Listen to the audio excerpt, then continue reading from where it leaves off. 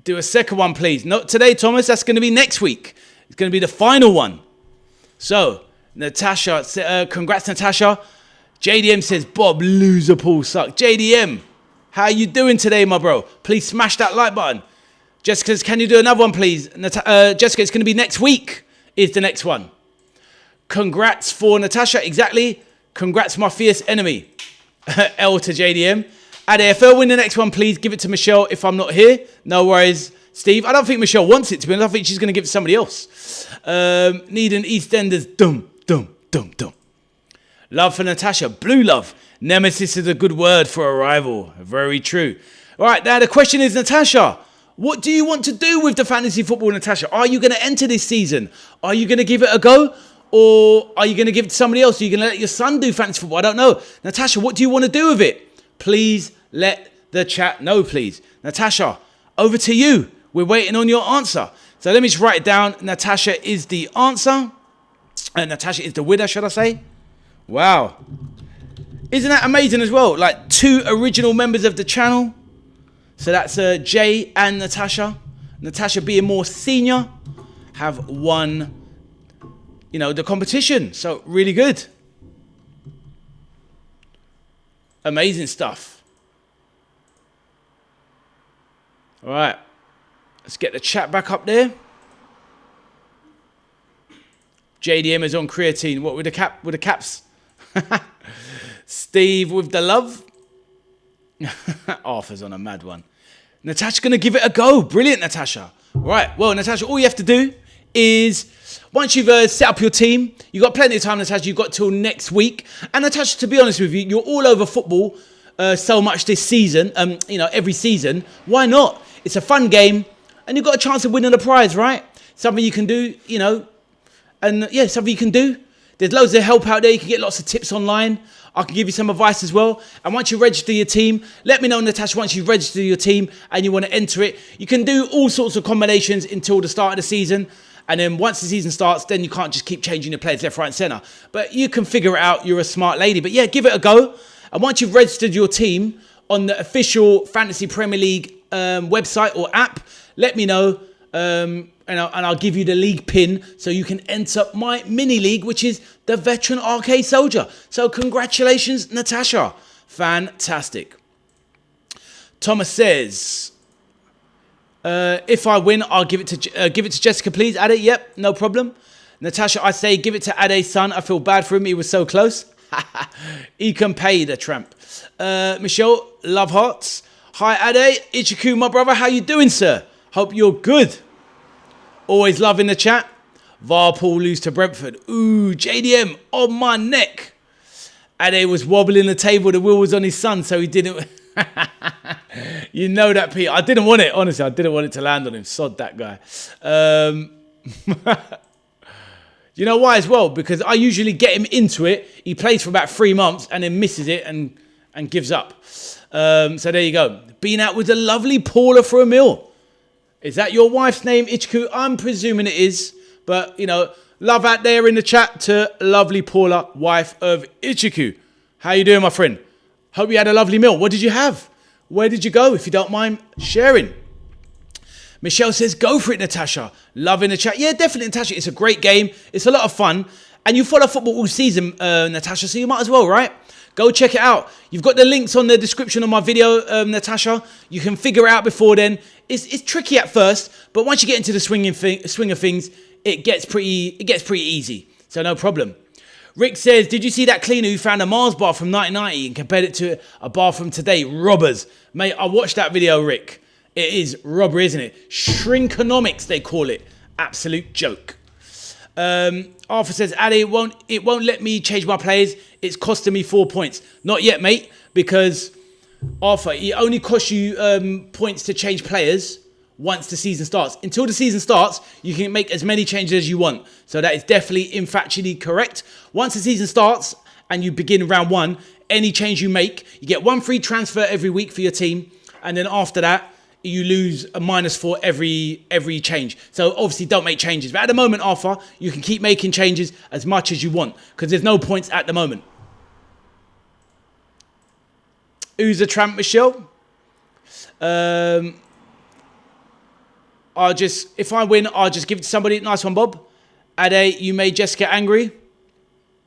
Sorry, Jessica, what did I do? I did Mars bar from the freezer in the 80s. Well, that's the thing. It was that cleaner. She was doing a house clearance, wasn't she? Or a school clearance. Definitely not Varpool. Natasha said, veteran, I have changed my mind. Do you know what? Give it to your son as he's younger than me, veteran. Nah, don't. Give it to somebody else. Give it to somebody else. Peter says, yeah, fantasy football ain't just for Christmas. Damn.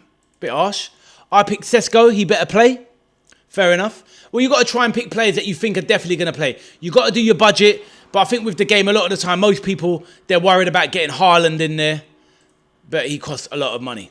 Japanese restaurant in Tamworth. Lovely, Ichiku. Hopefully you enjoyed. Bob said Liverpool win the Champions League. Here we go. Right. As we go through the messages, please let me know what you want the next topic to be. We're going to do two more. Oh, no, I'm doing the topic. Sorry, my bad. Let me start the next topic. And then the chat can do the last topic, which will be topic 8. So, let me get the next topic.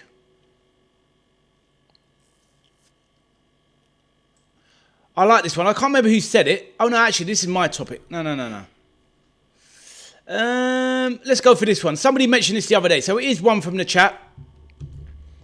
I can't remember who mentioned it. It might have been Aussie Ange the other day. I can't remember.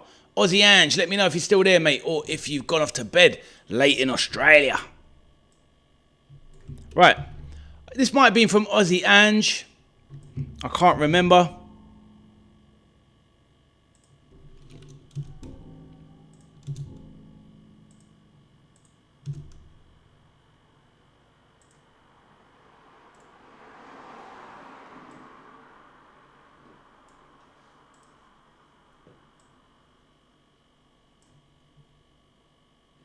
All right.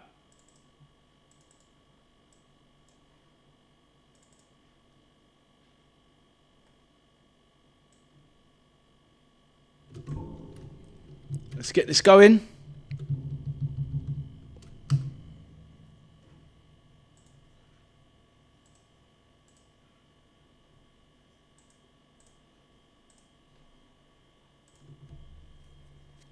Right.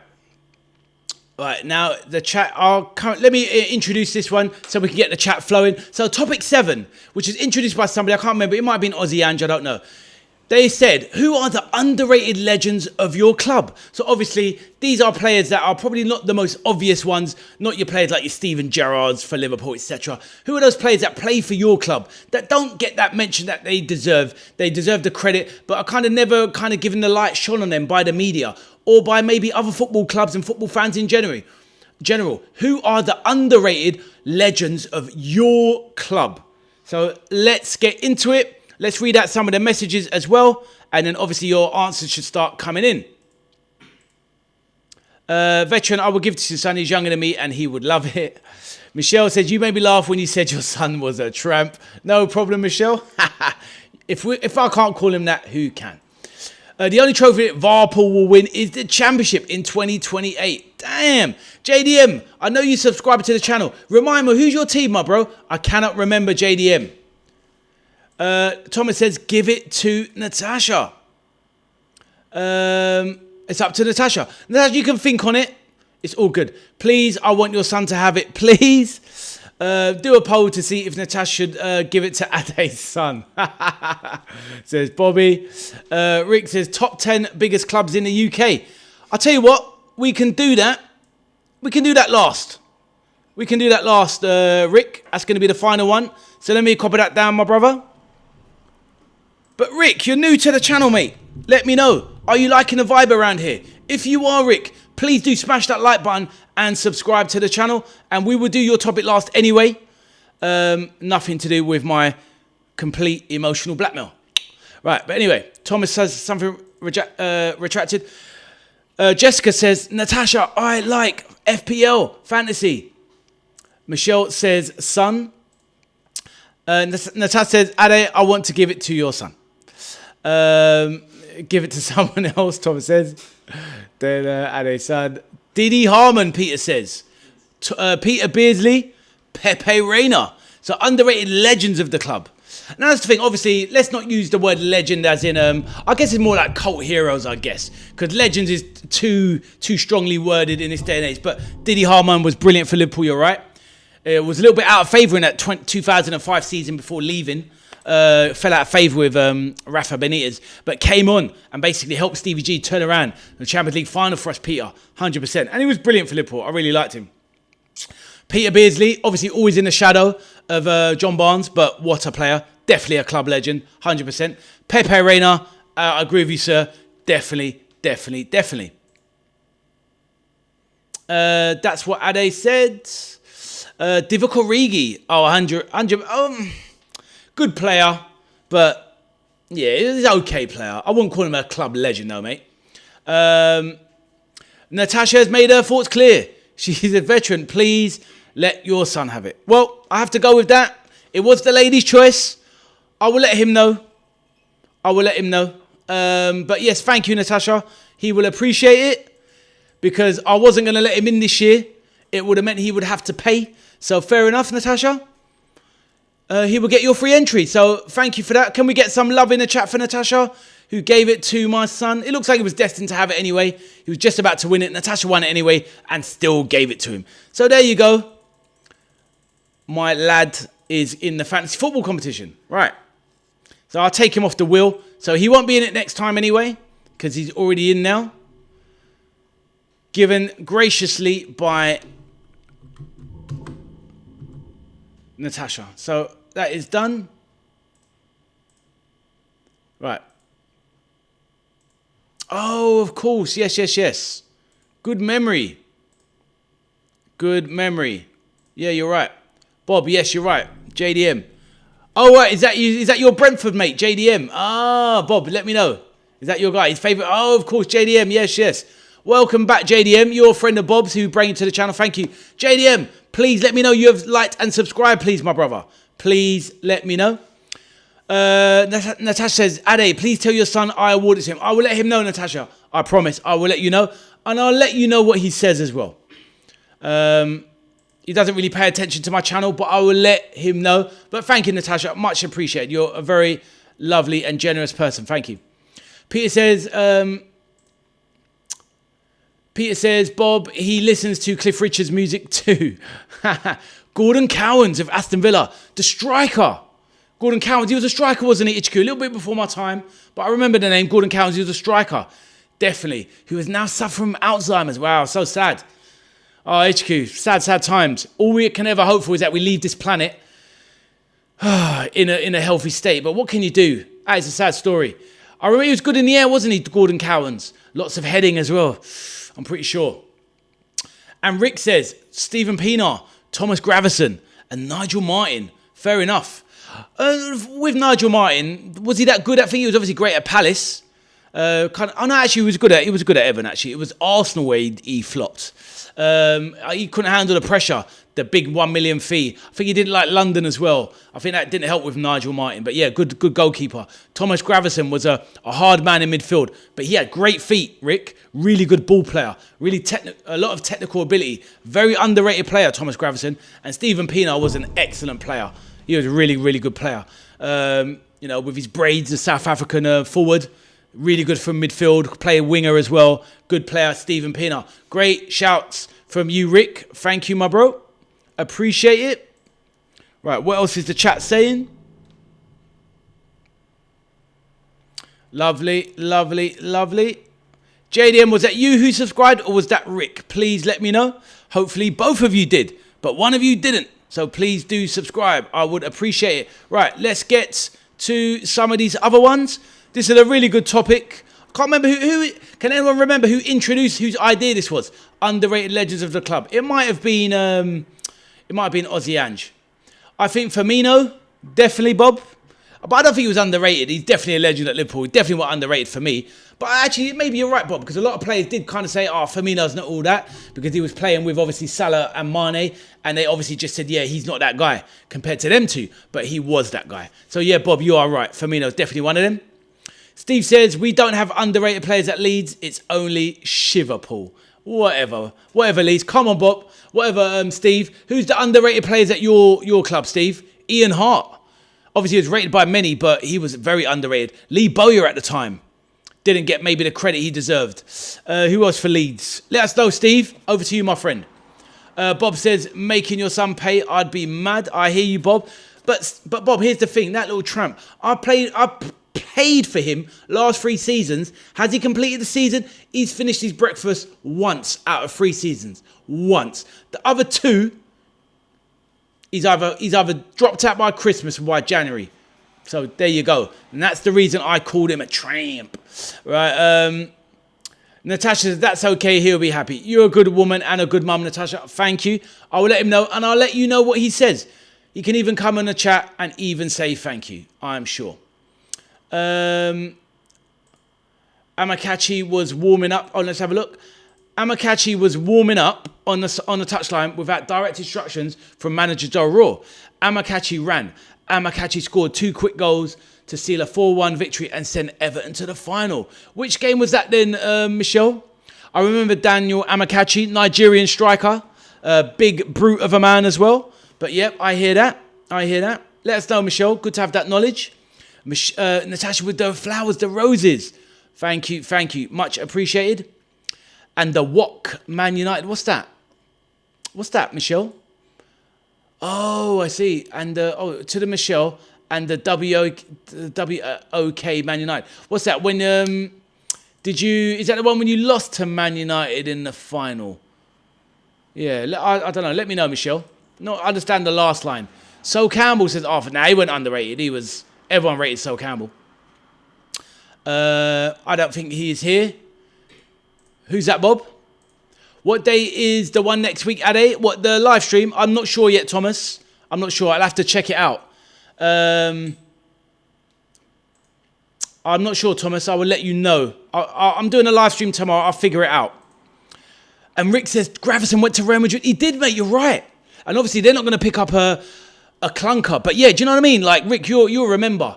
Ultimately, Gravison was always seen as a certain type of player. And when he went to Real Madrid, everyone was like, how's that come about? But when you saw him play, this guy was a technician. And he was excellent at Celtic as well. We haven't seen McLaughlin P, who's a big Celtic fan. I haven't seen him for ages. Hopefully we see him at some point in the season. Michelle, what are you laughing at? Oh, right, yeah. His comments. He's a boy, isn't he, Steve? Steve being a Leeds fan, how sad. Ooh, Bob, you're on his neck. Get on his neck. Get on his neck, Bob. Thomas says, that was so sweet of you to give it to Ade-san. What a lovely lady Natasha is. A good lady, ain't she, Ade? She is, Thomas, 100%. She is one of the best. Phasmo says, my club legend for sure is Mane. He is on par with Salah, in my opinion. Thank you, Phasmo. And I hope you've hit the like button, my friend. Steve's on a wind-up. Aha, Bob, how many points did you take off Leeds last season? Oh, 2. And you took 2 off us. So, yeah. But you took 2 of us, but we dropped 4. Honestly, that 3, honestly, disgusting. But 2 good games, though. 5 goals apiece. It was 5-5 on aggregate. Mad. That's because of Slot. There you go. Exactly. So it was not. Well, Amakachi was in 95, Michelle. Because I was thinking it wasn't that long ago. Amakachi was in 95. That just blows my mind, Michelle. Where does the time go? No excuses, Bob. We showed you how to play. Steve, you were hanging on, mate. You were hanging on at Ellen Road. 2-0 down. If Konate didn't do that bozo move, that definitely should have been 3-0. Game done. How we didn't beat you at Anfield. Anyway. Steve, we'll see this season, bruv. Bob says, Ekatike is so finished, he is limping everywhere. Bob is a scary one, mate. He's in real trouble. To be honest with you, look, I never hope for the downfall of any player on injury. So obviously, let's hope Hugo Ekatike comes back fit, but it's not looking great, to be honest. Frank Lampard is a great player. He definitely was. It was a pair of good games, to be fair. Oh, they were great games. 2 really good games. And remember, Bob, you're a third-rate team from Merseyside after Tranmere and Everton. Yeah, sure, Steve. You mean only the most successful club in England? Just letting you know. Amakachi 95, same as Vanilla Ice Baby. Wow. Obviously, I remember the player, like I said.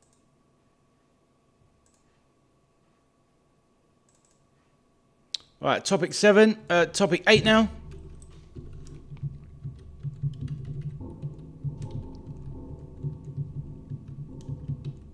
I think we did something quite similar to this the other day, maybe, but we'll run with it anyway.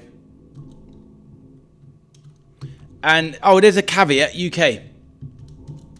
So I guess UK. Right. Anyway, RIP that young man. Never great to lose your life, obviously.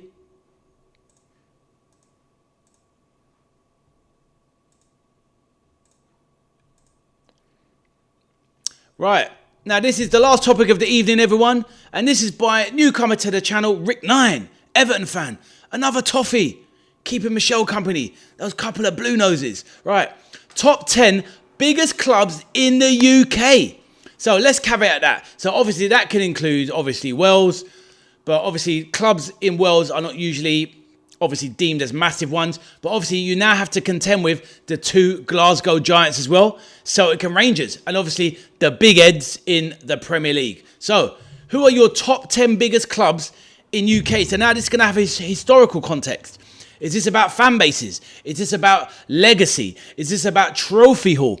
Is this about current standards? Because if we go back in history, Wolves have won multiple trophies in the past. Won loads of leagues. Everton have won loads of leagues. But Everton have not been successful in nearly 40 years. But yet have won the equivalent of the Premier League 10 times. So we have all of these factors. The teams like Blackpool that have won the league more times than, say, Newcastle, for example. So it's one of these kind of things. Preston North End have won the Premier League or the top flight more than a lot of other clubs, for example. So it's how you look at things. So it is what it is. So over to you. Let me go through the messages in the chat and see what you're saying. So who are your top 10 biggest teams in the UK? So Rick says who thought he would have a house fire in England caused by the sun? Crazy. I heard he was 33. Coleman training with Killybegs now, but no GAA return for now. Who's GAA? Or is that TAA? Trent Alexander. Who's GAA? Fazman said, no, he had a fight ages ago and he got hit so many times, got put in a coma for ages. Then he was disabled in a wheelchair and now just died as we speak. He was a young up-and-coming boxer. Oh, I remember that. Fazman. Yeah. I remember that. He was kind of like a cruiserweight, I think. And the person who did it to him was just slapping him ridiculous. He took about 8 rounds of punishment to the back of the head, kept complaining to the ref. And afterwards, it just seized up. And yeah, it was disgusting. Yeah, exactly, Michelle, yeah.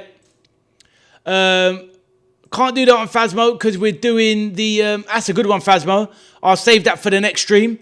But we are doing this one. Top 10 biggest clubs in the UK. So... But thanks for that, Phasma. I appreciate it. I really like that one. It's a good lone one. We'll do that. Prem history.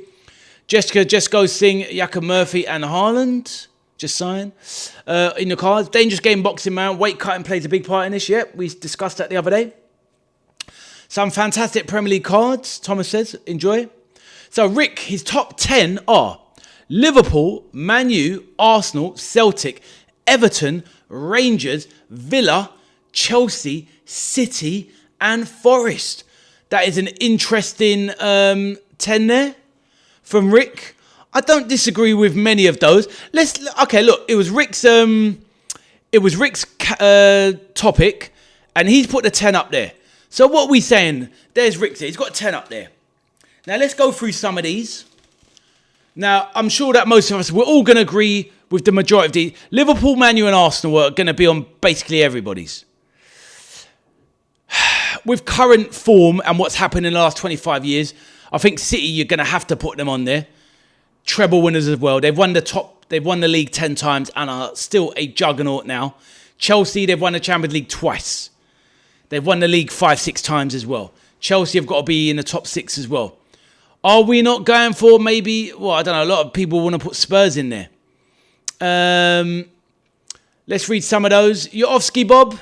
Take care, my brother. Make sure you smash that like button if you haven't. Bob says, I've got to go. Bro, take care, everyone. We'll be back for tomorrow's Wolves game. Brilliant, Bob. See you tomorrow, mate. Take care. Look them up for your son. No problem, Ade. No problem. Take care, Bob. By the way, Brentford is number 1. JDM. You cheeky man. Brentford are not in the top 10, but they can be the top 10 in your heart, my friend. JDM, make sure you like and subscribe, my bro. Please do that for me. They're in Sainsbury's and Tesco. Fair enough, Thomas. Thank you. Right, top 10 clubs. Let's go back. Where is that list there? Does anyone have any others they want to put? Let me pin it to the chat. Let me copy out Rick's 10. Right, 1 minute. Oh, get off. Right, there you go. Unpin message. Right, I'm going to pin. Right, I've just pinned.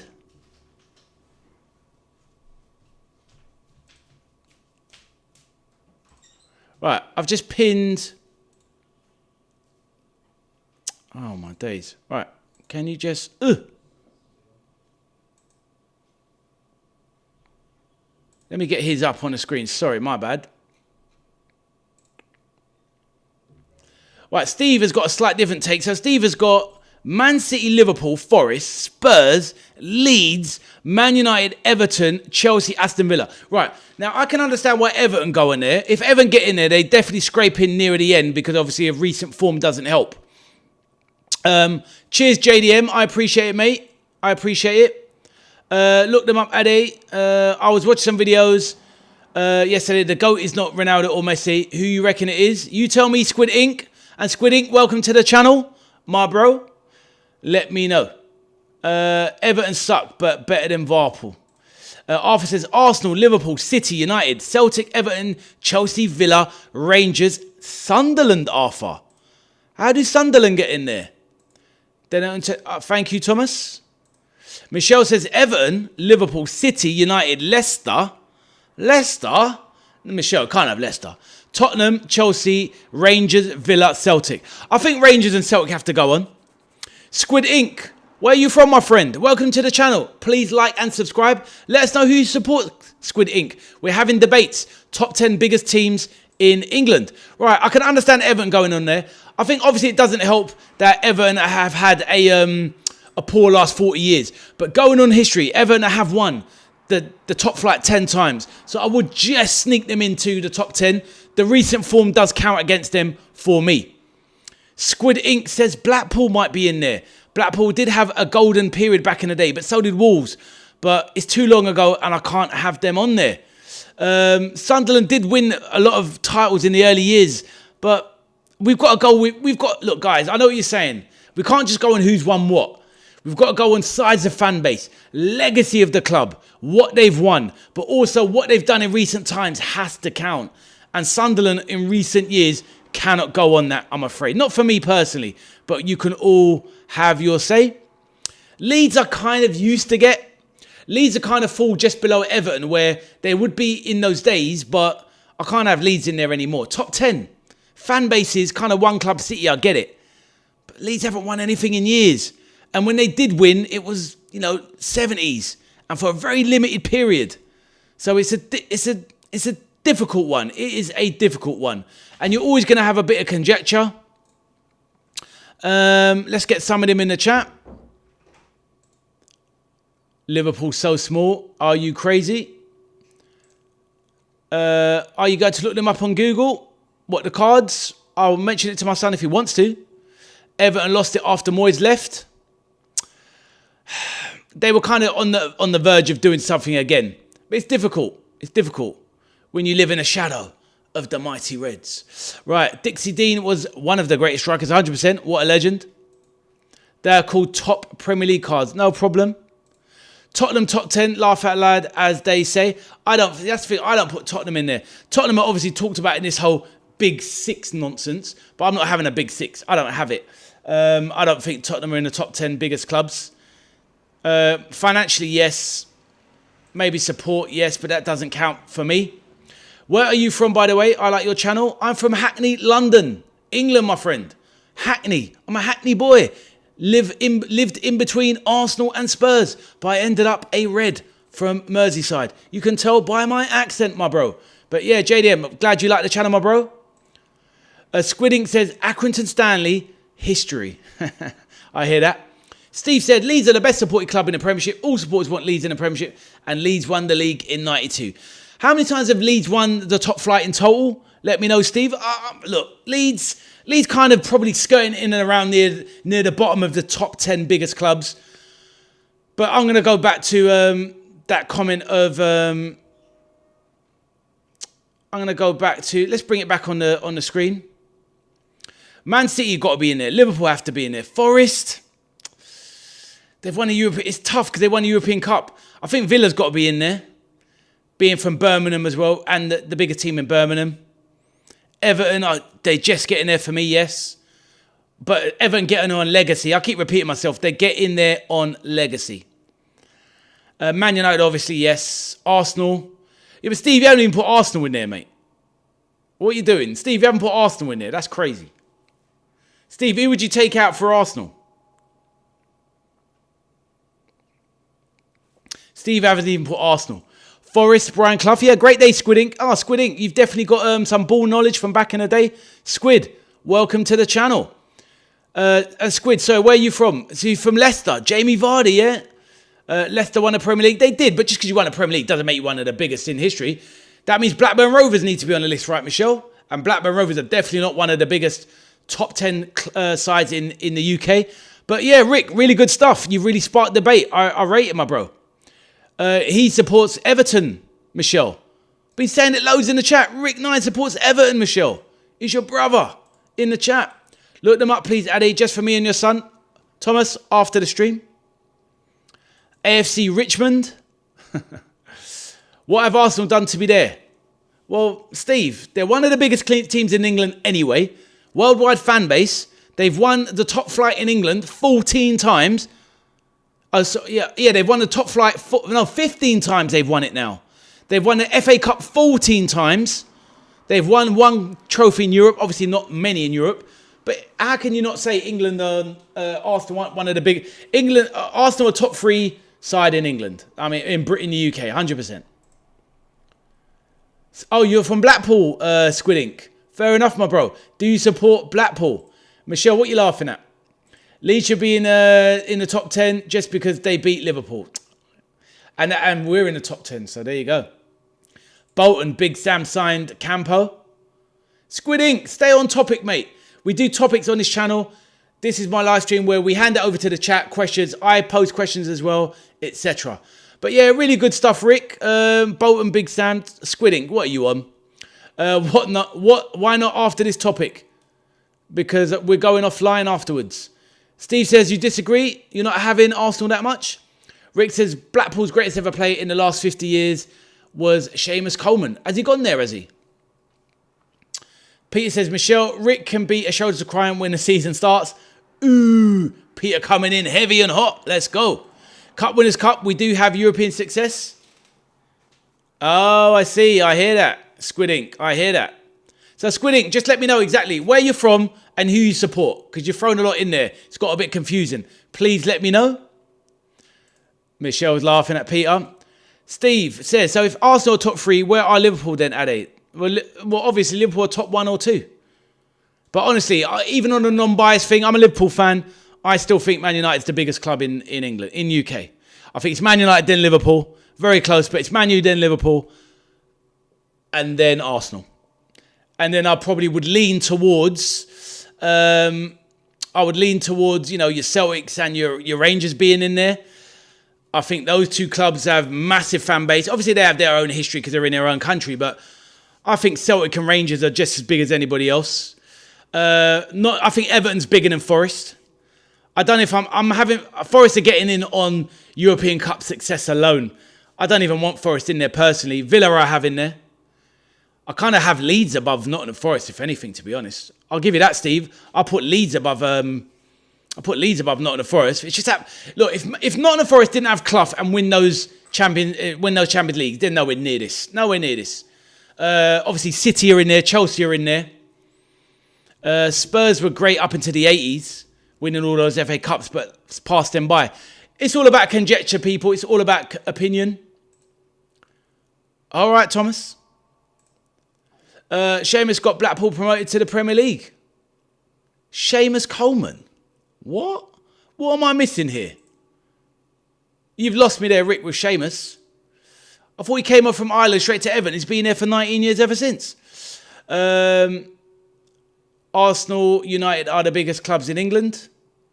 All right, Arthur, what? So Arsenal's bigger than Liverpool, yeah? All right, good luck with that. 6-time Champions League winners. 20-time top flight champions. And Arsenal are bigger. Sure, buddy. Worldwide fan base, which dwarfs yours into insignificance. Sure, buddy. Anyway. And Liverpool, says Arthur. Sorry, Arthur, I let you off. Thought he was trying to just say, yeah, let you off. Take it back. Rewind. Reverse lights, Arthur. Right. Steve says no Man U, Liverpool, Man City. Steve says no Man U, Liverpool, Man City. No, Man U, Liverpool, Man City top 3. Fair enough. And Michelle says, cheers for that, Steve. Another toffee. Yes, says Michelle. Arthur is going in on the Man City no fans. Thomas says my top 3 clubs is Liverpool, Chelsea, and Palace. Thomas's unbiased take. 34 likes, says Michelle. Thank you, Michelle.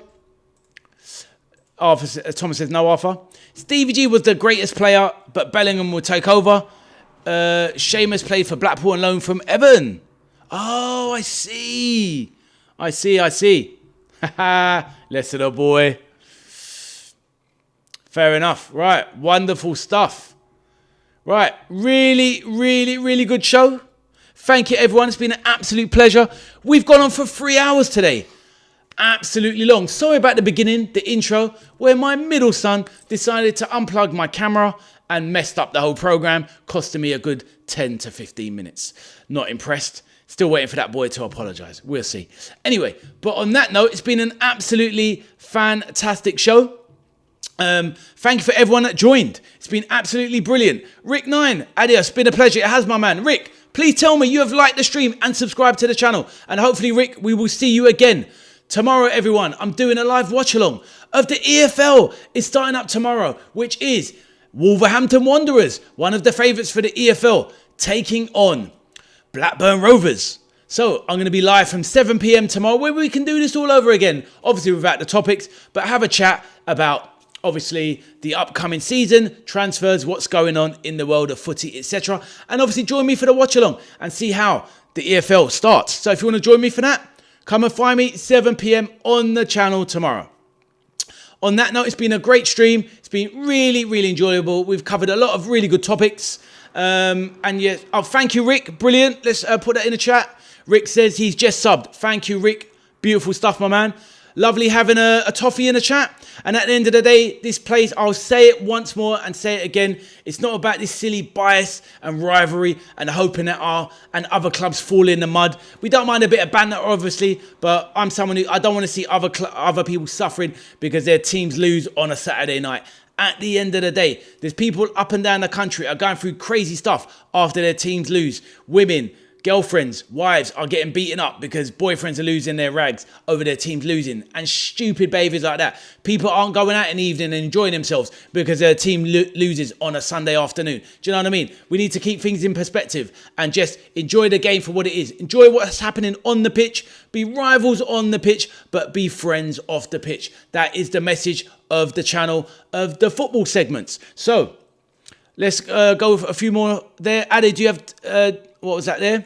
Adios, been a pleasure, Rick. Brilliant. Good night, people. Peter, love my bro. I'll see you again. Probs catch you in a few weeks when I get internet up again. No worries, Peter.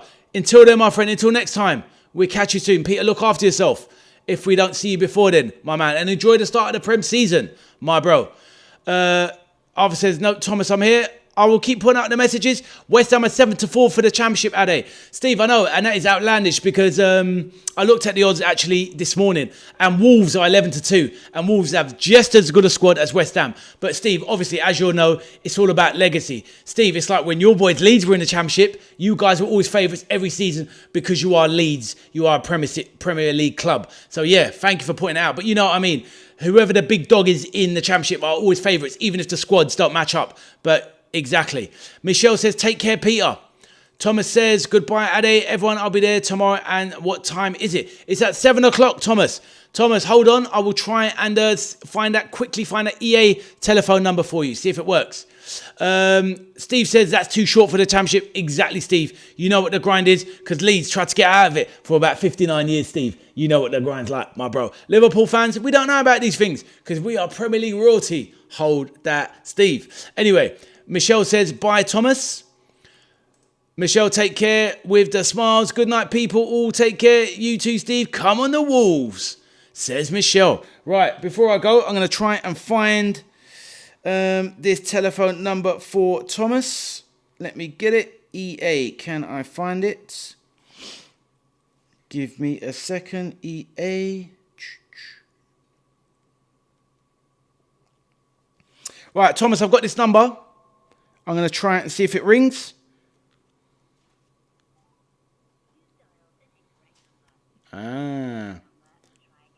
Thomas is offline at the moment.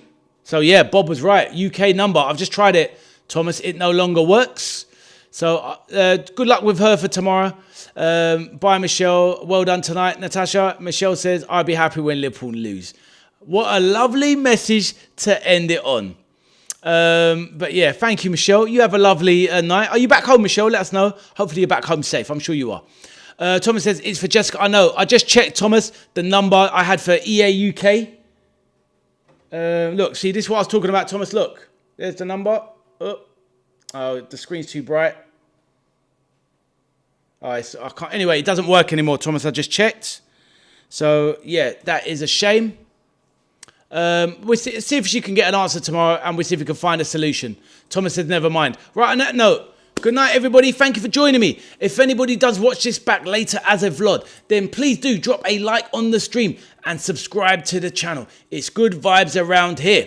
We still have my fantasy football competition where there's one place to go about, to enter as one of the lucky subscribers to join the fantasy football. I'm obviously getting tired slurring my words. So I'll stop that waffle and we will continue tomorrow where I'll go live again at 7 p.m. for the kickoff of the EFL Championship, which is Wolves taking on Blackburn Rovers. So on that note, thank you for everyone that joined me. Rick that joined the channel just now. Steve, the wind-up merchant. Michelle, the lovely lady. Obviously Thomas, the main man. Arthur, Peter, who we won't see for a few weeks until he gets internet.